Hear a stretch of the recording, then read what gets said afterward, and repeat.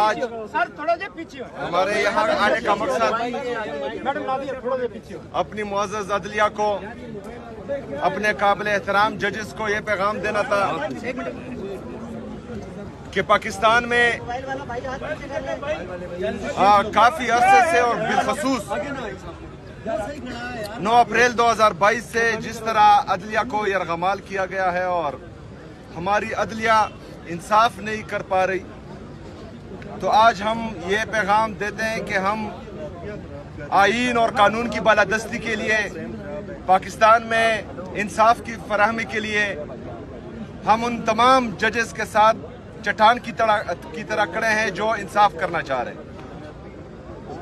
बदकिस्मती से 26वीं आईन के जरिए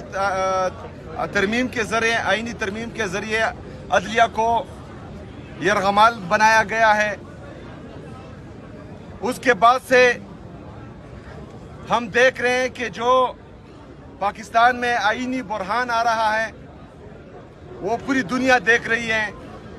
जजेस के अहकामात हवा में उड़ा दिए जा रहे हैं, जजेस अहकामात दे रहे हैं और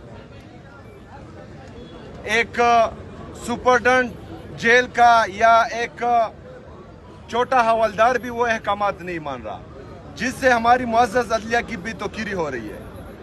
तो हम चाह रहे हैं कि हमारे जजेस अगर फर्ज करें वो ये समझते हैं कि उनके इंसाफ में किसी की तरफ से खलल आ रहा है, तो हमारे जितने भी वकला हैं, हमारे पाकिस्तान के गैरतमंद अवाम उनके लिए बाहर भी निकलेंगे और उनके साथ जो हैं वो चट्टान की तरह खड़े भी हैं। तो हमें बताया जाए ताकि आईन और कानून की बालादस्ती के लिए हम अपना लायामल दे सके। अभी हमारे लीडर, हमारे कायद जनाब इमरान खान साहब के केसेस नहीं लगाए जा रहे, उसमें उनकी बरियत का केस भी है, अलकादिर ट्रस्ट का केस भी है, वो नहीं लगाए जा रहे। तो हमारी ये रिक्वेस्ट है कि वो लगाए जाएं और इंसाफ किया जाए, क्योंकि ये पूरी दुनिया को पता है कि जिस दिन पाकिस्तान में इंसाफ होगा तो उसी दिन हमारा लीडर, हमारा कायद जनाब इमरान खान साहब, उनकी अहलिया बुशरा बीबी, हमारे जितने भी आसिरान हैं जो नाहक कैद हैं वो जेलों से बाहर होंगे। लेकिन बदकिस्मती से सिर्फ फैसले ही दिए जा रहे हैं, इंसाफ कोई नहीं हो रहा। कोर कमांडर पेशावर से मुलाकात हुई है आपकी? जी, कोर कमांडर साहब आए थे मुबारकबाद देने के लिए, वज़ीर आला सेक्रेटरीट, तो उनसे मुलाकात हुई है। सर आपकी जी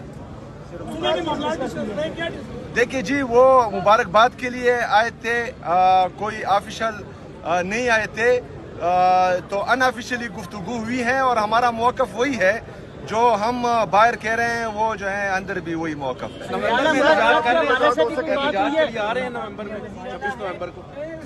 जी, एहतजाज तो हमारे सूबाई सदर यहाँ पर KPK के हैं, जुनैद अकबर साहब, वो हैं, पार्टी की तंजीम है। तो इमरान खान साहब की तरफ से जो भी हिदायत आएगी तो उस पर मन और अन अमल किया जाएगा इंशाल्लाह।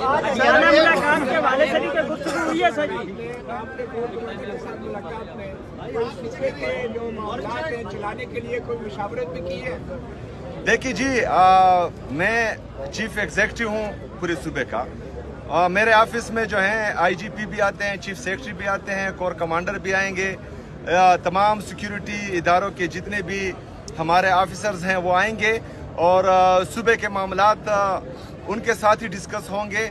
तो इंशाअल्लाह ताला जो मौक़िफ़ हमारा है, जो मौक़िफ़ पाकिस्तान तहरीक इंसाफ का है, जो मौक़िफ़ हमारे लीडर, हमारे कायद जनाब इमरान खान साहब का है, तो वही मौक़िफ़ हमारा रहेगा इंशाअल्लाह। अफगानिस्तान के साथ जो मुज़ाकरात हो रहे थे वो कल जो है उन्होंने तारीरी तौर पे मानने से इनकार किया है, तो क्या कहेंगे? देखिए जी, जब दोहा में वो मुज़ाकरात हो रहे थे और मेरी असेंबली की स्पीच है, आप उठाकर देख लें, असेंबली के फ्लोर पर मैंने ये कहा था कि ये खुशाइंद है, लेकिन हमें खदशात हैं, क्योंकि उन मुज़ाकरात में ना सूबाई हुकूमत को जो डायरेक्टली अफेक्ट होंगे इससे, ना हमारे वहाँ के पार्लियामेंटेरियन को, ना हमारे जो कबाइली मशरान है जिनका तकरीबन हज़ारों साल की तारीख़ है, अफ़गानिस्तान के साथ बाउंड्री पर हैं, نہ ان کو اعتماد میں لیا گیا تھا. تو میرے خیال میں جس طرح ہم نے کہا تھا کہ جو بھی مذاکرات ہو تو چاہے جس کے ساتھ بھی ہو تو جو ڈائریکٹلی افیکٹو ہوتے ہیں اور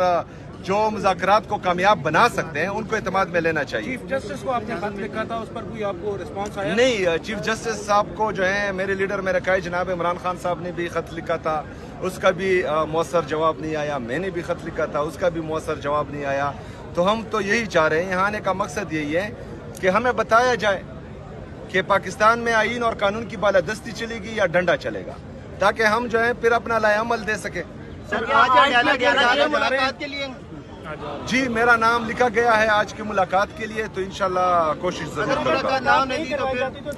اگر ملاقات نہیں ہونے دی تو انشاءاللہ تعالیٰ پھر جو کنٹیمپٹ آف کورٹ ہم نے فائل کیا ہوا ہے, آج میرے خیال میں ہو چکا ہوگا, وکلا آئے تھے تو اس کا انتظار کریں گے پھر.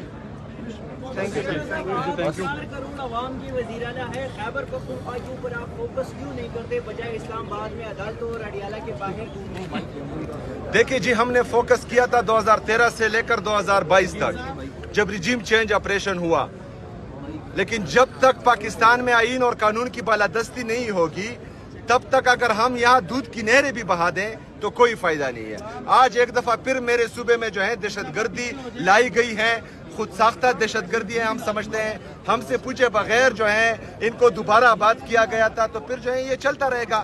ہم تو چاہ رہے ہیں کہ تمام سٹیک ہولڈرز جتنے بھی ہیں ان کو اعتماد لے کر ایک پالیسی بنائی جائے, بند کمروں کے فیصلے کسی بھی صوبے پر یا پاکستان پر مسلط نہ کیے جائیں. یہ ایک جمہوری ملک ہے اور جمہوریت میں جو ہے جو جمہوری طریقے سے آئے ہیں ان کو اعتماد میں لینا چاہیے. آپ یہ بتائیں, آپ کو کے پی کی گورنمنٹ نے, کے پی کی عوام نے سی ایم منتخب کیا ہے, لیکن ابھی تک وہاں آپ کی حکومت نہیں ہے جو کہ ہونی چاہیے. اگر خان صاحب سے آپ کی ملاقات مہینہ تو نہیں ہوتی تو پھر آپ جو کابینہ ہے وہ تشکیل نہیں دیں گے. یہ بات آپ ان سے کریں جو مجھے روک رہے ہیں, پہلی بات. دوسری بات یہ ہے کہ میں جو ہے لایا گیا نہیں ہوں, میں عوام کی طاقت سے آیا ہوں.